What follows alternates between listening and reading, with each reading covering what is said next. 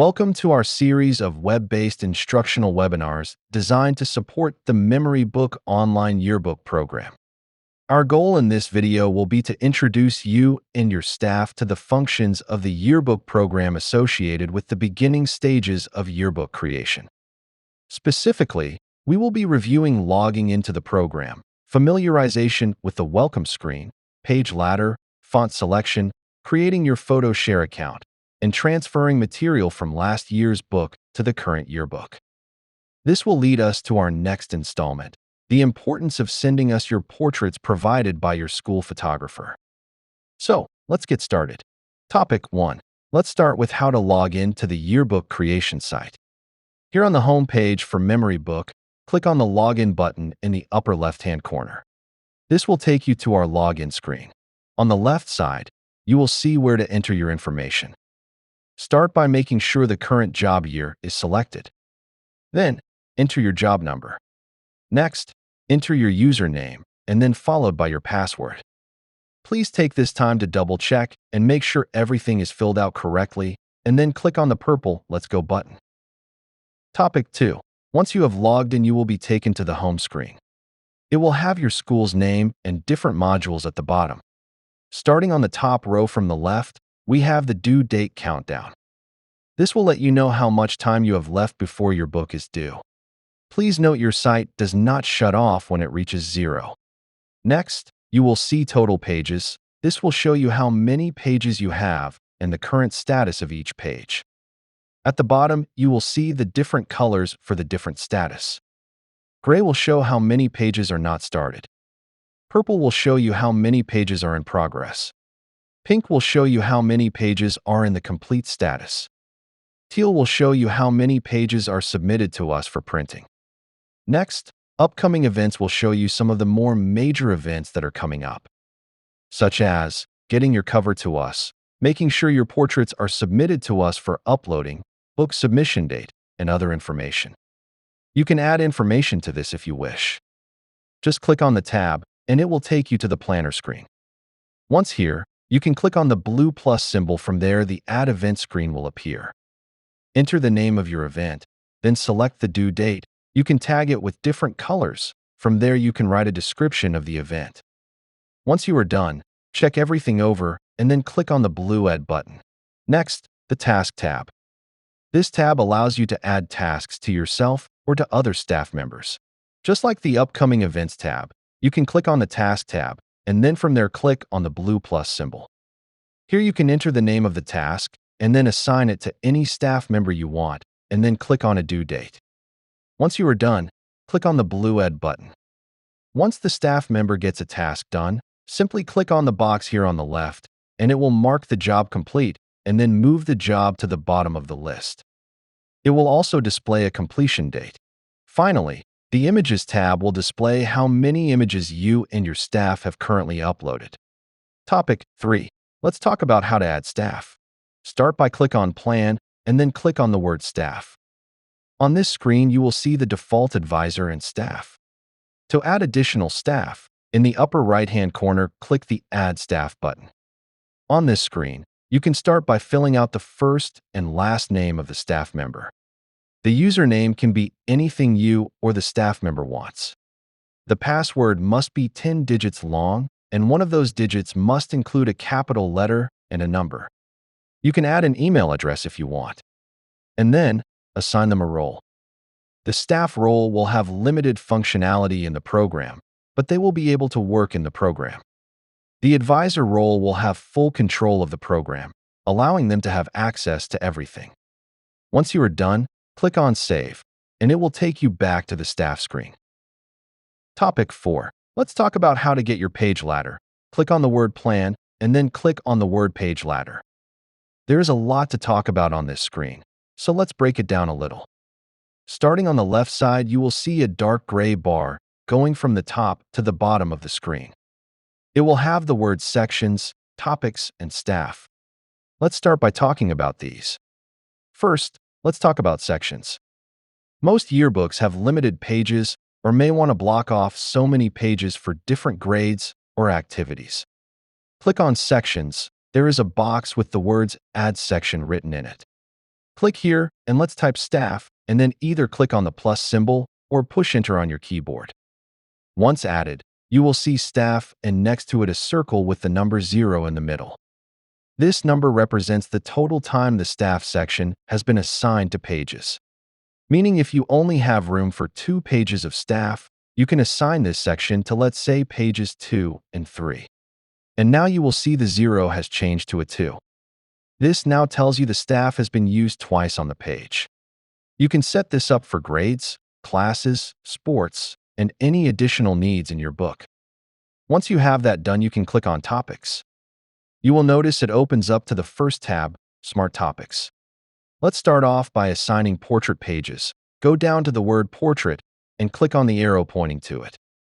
Here you will see a list of options you can check. If you go down the list, you can see it will have the grade and then either portrait or candidates after it. Here we will start with first grade portraits and click the circle next to it. You will get a pop-up saying the topic has been successfully created. Now, if you click on the tab called My Topics, you will see the topic you selected. This topic will also have the circle with the number 0 in the middle. This allows you to also monitor how many times you have used it. You can go through and select as many topics that are relevant to your book as you need. You can also create your own topics under My Topic, just like you did for sections. Once you have everything created, you can now assign these to pages. Starting with sections, you can click and hold a section and drag it to the pages you want to assign. Once placed, in the upper left-hand corner of the page, you will see it change from no section to the section you dropped on the page. You can do the same to your topics by dragging them and dropping them on the page. Once you are done with that, on the pages, you will see no topic change to the topic. The last one is staff. Here you can add staff to pages they are assigned to work on. By doing so, the staff member and you, the advisor, are the only ones that can work on the assigned pages.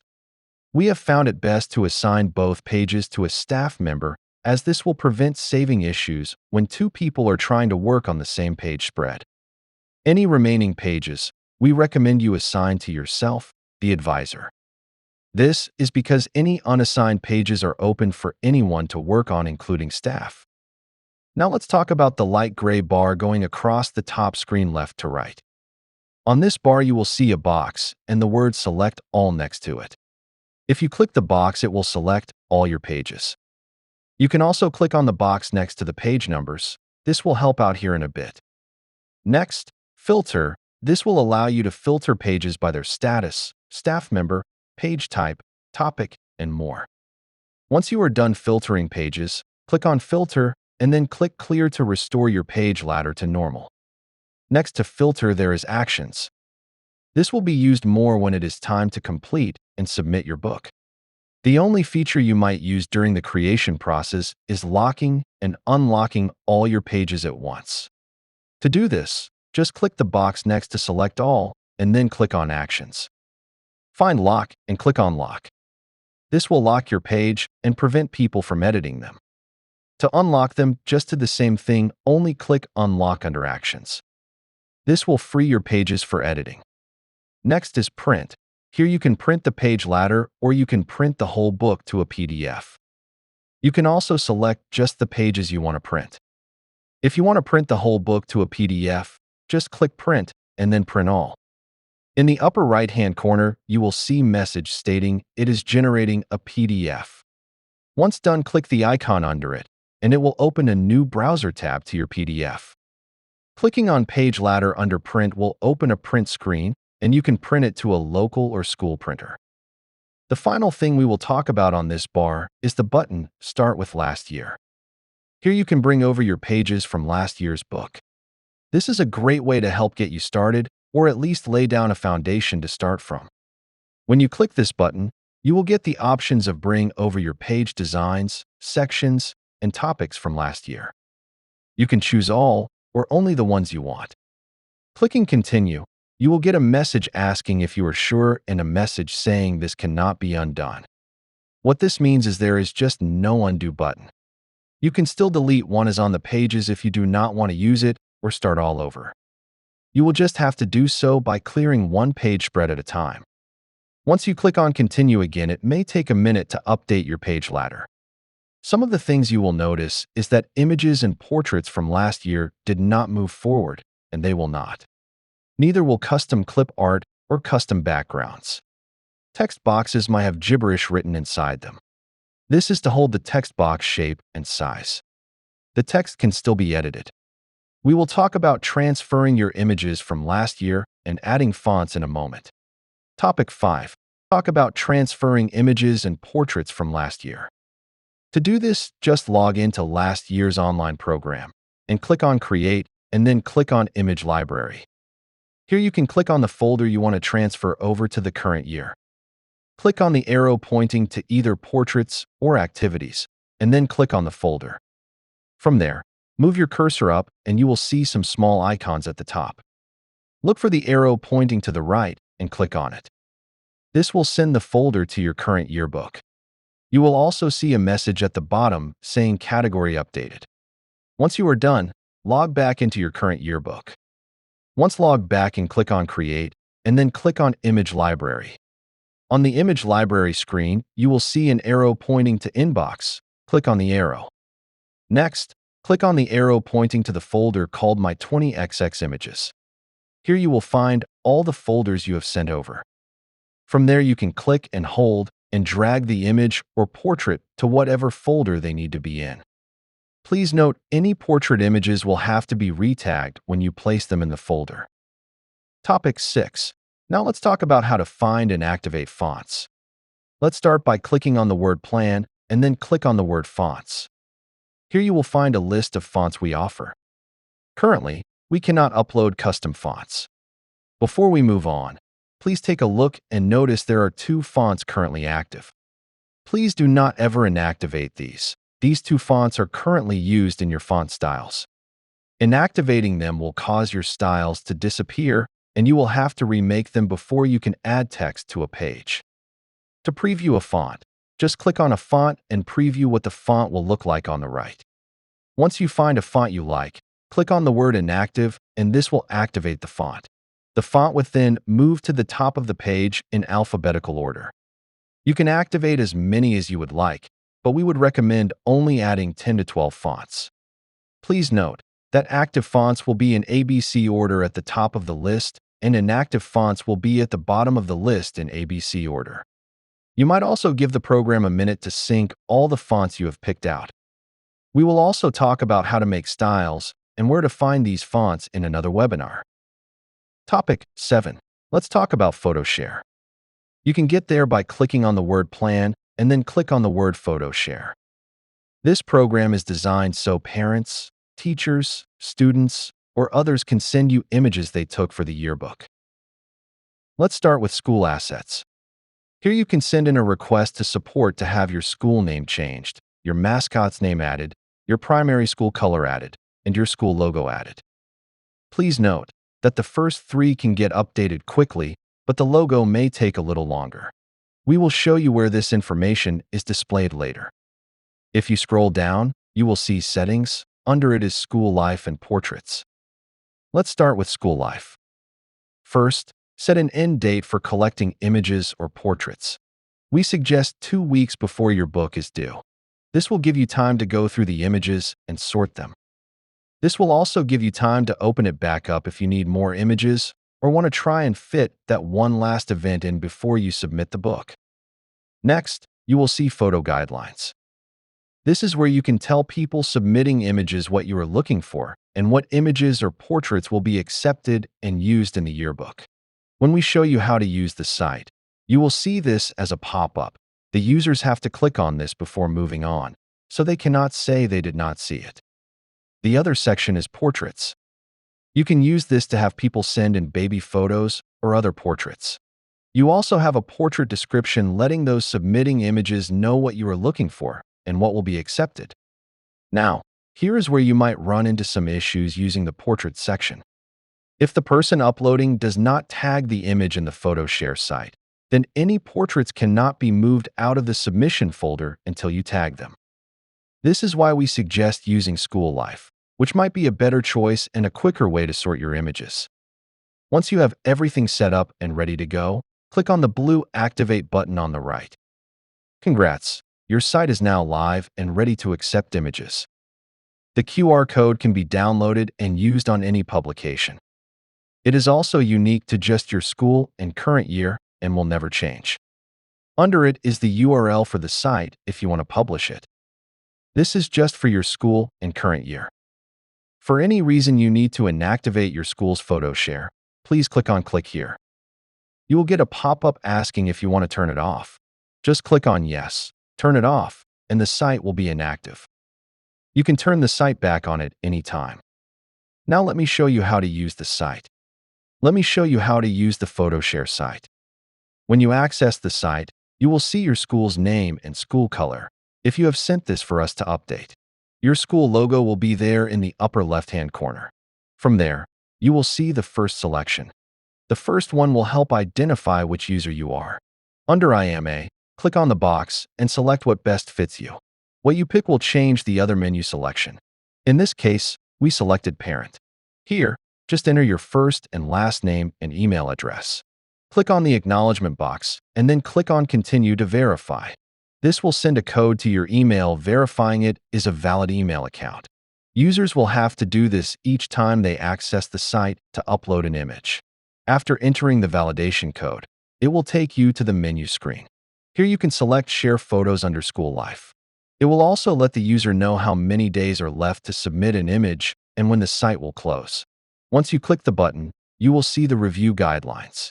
These are the guidelines you wrote, letting the user know what images you are currently looking for. Once they acknowledge this by clicking OK, got it, they can start uploading images. The Upload Image window will appear, and here you can click on the Choose Images or click and hold an image and drag it into the dotted box. Once you upload an image or images, you will see a screen with the word Fast tag. Click on this and then click on Next. Here you can see the name or names of few people in the photo. You can also assign a grade. Then click on Add, then Continue. You will see the name in the box marked Tagged in Photos.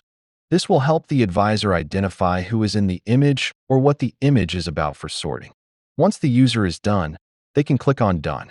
When the user is ready to submit the image, just click on the box next to I acknowledge and then click on Submit. This will send them to a confirmation screen, letting the user know the image was submitted and giving them the chance to submit more images. The user can do this by clicking on the Share More Photos button at the bottom. This will take them back to the main menu, where they can start to upload again. Now, as the advisor, let me show you which folder these images are submitted to in your image library. Let me show you where these images will appear in the online program. Click on Create, and then click on Image Library. Here on the Image Library screen, click on the arrow pointing to the word Inbox. Then click on the arrow pointing to the words PhotoShare. Under this folder, you will see two folders, one for School Life and the other for Portraits. If you click on the School Life, you will see any and all images submitted to that folder. Here you can click and hold the image and then drag it to whatever folder you need it to be in. If you are looking for who sent the image, you can also double-click on the image and then click on Details. Scroll down and then click on Source Info. This will tell you who sent it and their email address if you need more information. Suggested tags will tell you what information it was tagged with. Now let's talk about portrait photos and setting up for the next webinar. As you get your school portraits, you can send them in to us to have them uploaded and tagged for you. This is a time saver for you and will help get you ready to flow the images on the page. Flowing images and setting up your portrait pages will be in the next webinar video. Please join us for that one as we show you just how easy it is to flow portraits onto a page. I would like to take this time and thank you for joining us for this video. Hopefully by showing you the login screen, welcome page, page ladder, fonts, and photo share, creating your book will look less like a challenge, and you can avoid some of the pitfalls that accompany any computer software. Transferring images from last year and sending us your portraits should pay off in some time saving down the road. Please feel free to join us as we begin preparing portraits for the flow function and then build some class pages. See you then.